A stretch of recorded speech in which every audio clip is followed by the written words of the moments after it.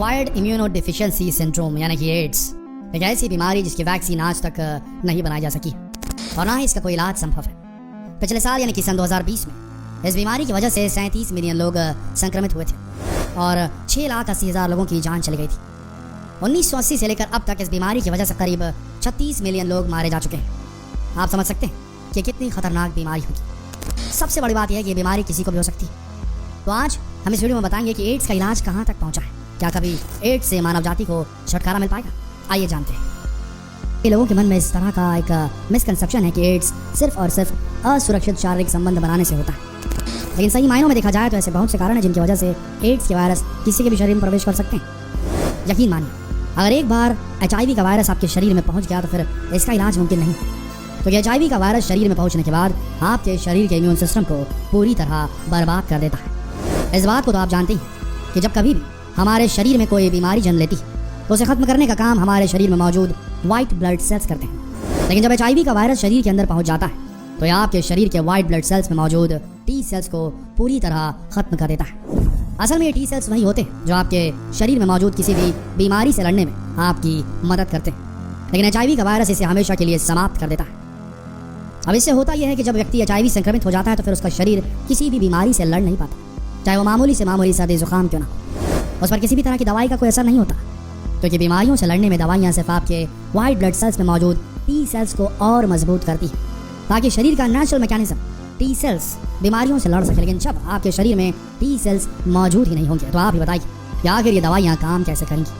हालांकि अब तक तो इस बीमारी का कोई इलाज नहीं है और ना ही आप किसी का सिर्फ चेहरा देखकर बता सकते हैं कि कौन व्यक्ति HIV संक्रमित है और कौन नहीं, लेकिन कुछ सुरक्षा के इंतजाम करके आप HIV जैसे खतरनाक वायरस से बच सकते हैं। HIV के फैलने का सबसे मुख्य कारण होता है असुरक्षित यौन संबंध, शारीरिक संबंध। अगर आप ऐसे किसी व्यक्ति के साथ शारीरिक संबंध बनाते हैं जिसे आप जानते नहीं तो हो सकता है कि आप HIV संक्रमित हो जाएं, क्योंकि आप नहीं जानते कि अगला व्यक्ति HIV संक्रमित है या नहीं। दुनिया में ऐसे कई लोग हैं जो ज़्यादा से ज़्यादा लोगों के साथ असुरक्षित शारीरिक संबंध बनाते हैं, इसकी वजह से वो HIV संक्रमित हो जाते हैं। और इसके बाद अगर आप उनके साथ शारीरिक संबंध बनाएं तो उनके शरीर में मौजूद HIV वायरस आपके शरीर में बड़ी आसानी से, बहुत तेज़ी से पहुँच जाते हैं। वैसे आपको बता दें कि बीमारी ज़्यादातर समलैंगिक लोगों में ज़्यादा देखी जाती है।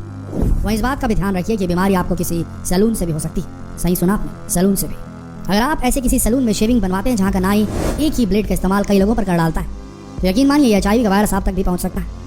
अगर आपका नाई ऐसे किसी व्यक्ति का शेविंग करे जो पहले से HIV संक्रमित हो और शेविंग करते वक्त अगर उसके चेहरे पर कट लग जाए तो उसका संक्रमित खून उस ब्लड में लग जाएगा, और इसके बाद अगर उसी ब्लेड से आपका नाई आपकी शेविंग करते और आपके चेहरे पर कहीं कट लग जाए तो उसका खून आपके खून के संपर्क में आ जाएगा और आप HIV संक्रमित हो सकते हैं। वहीं इस वायरस का ट्रांजिशन कुछ खास body fluids, blood, semen, pre seminal fluid, rectal fluid, vaginal fluid या HIV संक्रमित महिला के ब्रेस्ट मिल्क से दूसरे के शरीर में पहुंच सकता है। यानी कि एक संक्रमित माँ दूध के जरिए अपने बच्चे को भी HIV संक्रमित कर सकती है। वहीं ये वायरस एक सिरिंज की वजह से भी फैल सकता है।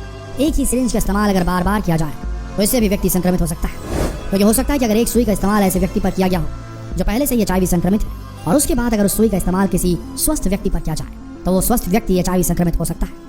इसीलिए आज के समय सिरिंज का इस्तेमाल एक ही बार किया जाता है। अब तक आप समझ गए होंगे कि HIV वायरस किस तरह से फैलता है, लेकिन सबसे बड़ी बात यह है कि आखिर इससे बचा कैसे जाए। अगर आप इस बीमारी से बचना चाहते हैं तो सबसे पहले आप असुरक्षित शारीरिक संबंध बनाना तुरंत बंद कीजिए। ऐसे किसी व्यक्ति के साथ शारीरिक संबंध ना बनाएं जिसे आप नहीं जानते। तो ये हो सकता है कि वो व्यक्ति पहले से HIV संक्रमित हो। जितना हो सके एक पार्टनर से ज़्यादा किसी और के साथ शारीरिक संबंध ना बनाएं, एक ही पार्टनर रखें, क्योंकि ज़्यादा लोगों के साथ शारीरिक संबंध बनाने से भी यह वायरस बहुत तेज़ी से फैल सकता है। शेविंग करवाते वक्त इस बात का खास ध्यान रखें कि आपका नाई बिल्कुल नए ब्लेड के साथ, स्टेरलाइज इंस्ट्रूमेंट्स के साथ आपकी शेविंग करें, नहीं तो आप शेविंग बनवाइए ही नहीं। इंजेक्शन लगाते वक्त इस बात का विशेष ध्यान रखें कि इंजेक्शन बिल्कुल नया, उसे पहली बार इस्तेमाल किया जा रहा। अगर आपको थोड़ा सा भी संदेह होता है कि इंजेक्शन का इस्तेमाल पहले भी हो चुका है तो उस इंजेक्शन को लगवाने से साफ मना कर दीजिए। वहीं अगर आपको कभी भी खून की जरूरत पड़े तो इस बात का ध्यान रखें कि जो खून आपको चढ़ाया जा रहा है वो पूरी तरीके से सुरक्षित हो। अगर आप इन बातों का ध्यान रखेंगे तो आप इस बीमारी से दूर रह पाएंगे। लेकिन अगर आपने हाल ही में किसी ऐसे व्यक्ति के साथ शारीरिक संबंध बनाया हो जिससे आपको लगता है कि आप HIV संक्रमित हो गए तो आपको बता दें कि इसका डायग्नोज करने के लिए 3 तरह के टेस्ट किए जाते हैं। सबसे पहला टेस्ट होता है न्यूक्लिक एसिड टेस्ट। इसके जरिए देखा जाता है कि कहीं व्यक्ति के खून में HIV का वायरस तो नहीं। चूंकि ये टेस्ट काफ़ी महंगा होता है इसलिए इसे रूटीन चेकअप में बेहद कम इस्तेमाल किया जाता है। इसके अलावा HIV के वायरस को डिटेक्ट करने के लिए दूसरा टेस्ट किया जाता है, एंटीजन या एंटीबॉडी टेस्ट। इसमें HIV वायरस के संपर्क में आने वाले व्यक्ति के खून की जांच की जाती है और देखा जाता है कि कहीं उसके खून में HIV एंटीबॉडी तो नहीं। इस टेस्ट के जरिए HIV एंटीजन का भी पता लगाया जाता है। वहीं तीसरा टेस्ट होता है एंटीबॉडी टेस्ट। ये टेस्ट ब्लड या फिर मुंह के सलाइवा या लिक्विड में HIV एंटीबॉडी का पता लगाने के लिए किया जाता है। हालांकि शुरुआत में तो HIV मरीज में किसी भी तरह के कोई लक्षण नहीं दिखते, लेकिन धीरे धीरे उनके शरीर में अचानक बदलाव आने लगते हैं। लगातार थकान महसूस होने लगती है, वजन बहुत तेजी से कम होने लगता है, जोड़ों में हमेशा दर्द और सूजन बनी रहती है, सिर में दर्द रहता है, मांसपेशियों में बहुत ज़्यादा खिंचाव महसूस होता है। अगर आप भी ऐसा कुछ महसूस कर रहे हैं तो तुरंत इसकी जांच करवा लीजिए। हालांकि अभी तक इस बीमारी का कोई इलाज नहीं है, लेकिन कुछ दवाइयां हैं जिनकी मदद से इस वायरस को लंबे समय के लिए इनएक्टिव किया जा सकता है, ताकि मरीज को लंबे समय तक जीवित रखा जा सके। वहीं इस बीमारी को लेकर लोगों के मन में कई तरह की अफवाहें हैं। कई लोगों का ये मानना है कि एड्स का वायरस संक्रमित व्यक्ति से हाथ मिलाने से, गले लगने से या एक थाली में एक साथ बैठकर खाना खाने से भी फैल सकता है, लेकिन असलियत में ऐसा कुछ भी नहीं है। आप अब तक समझ गए होंगे कि वायरस ज़्यादातर संक्रमित व्यक्ति के खून के संपर्क में आने की वजह से ट्रांसमिट होता है, या फिर आप किसी ऐसे व्यक्ति के साथ शारीरिक संबंध बनाते हैं जो पहले से ही HIV संक्रमित हो, तो पूरे चांसेस है कि वायरस आपके शरीर में पहुंच जाए। इसीलिए दोस्तों, ऊपर दी गई बातों का खास ध्यान रखिए, और अगर आप इस बीमारी से बचना चाहते हैं तो जितना हो सके अपने आप को सुरक्षित रखिए, क्योंकि एक ऐसी बीमारी है जिसका अभी तक कोई इलाज नहीं। वीडियो को खत्म करने से पहले आपसे कहेंगे कि जितना हो सके इस वीडियो को शेयर करें, ताकि आज की युवा पीढ़ी जो यहाँ वहाँ जहाँ भी हो शारीरिक संबंध बनाने से चूकती नहीं है, वो संभल जाए, अपने भविष्य को बचा लें। शेयर करें इस वीडियो को फेसबुक पर, व्हाट्सएप पर, यूट्यूब पर।